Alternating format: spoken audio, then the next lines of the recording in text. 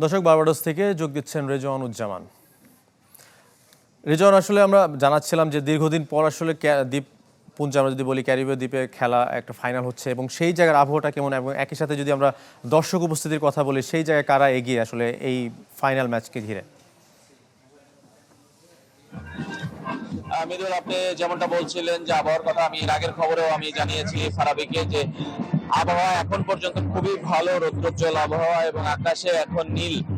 মেঘের ছিটে ফোঁটা আমরা খুব একটা দেখতে পাচ্ছি না, দূর দূরান্তে মেঘ দেখা যাচ্ছে। কিন্তু আর সকাল 10টার দিকে যেমন একটু ছিল গুড়ি গুড়ি বৃষ্টির সম্ভাবনা, দুপুর 12টার সময় এখানকার সময় এবং 1টার সময় একদম ঝড়ো বৃষ্টি, অর্থাৎ 70 থেকে 80% সম্ভাবনা আছে বৃষ্টি হওয়ার এবং বজ্র সহ বৃষ্টি হওয়ার সম্ভাবনা আছে। তবে তাতে যে ম্যাচ ভেসে যাবে কিংবা রিজার্ভ নিতে যাবে তেমনটা কিন্তু বলা যাচ্ছে না। এখানকার বৃষ্টির স্থায়িত্ব হয় খুবই কম। সেই বিচারে যদি বলি আমরা যে খেলা হবে এবং আজকেই শেষ হবে এবং অন্তত 10 ওভার খেলা হলেই কিন্তু এই ম্যাচ হবে, এটা আমরা কিন্তু বলতেই পারি।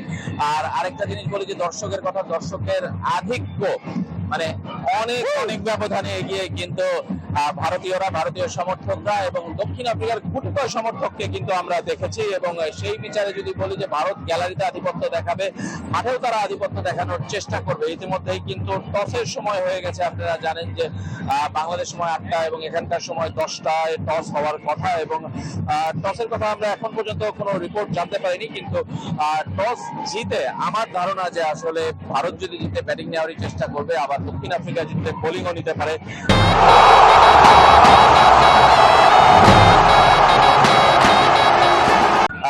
কারণ দক্ষিণ আফ্রিকার কিন্তু বোলিংটাই শক্তি। এই ওয়ার্ল্ড কাপে দেখা গেছে ভারতের যেমন বোলিং এর সঙ্গে ব্যাটিংটাও কিন্তু প্রাধান্য দিয়েছে।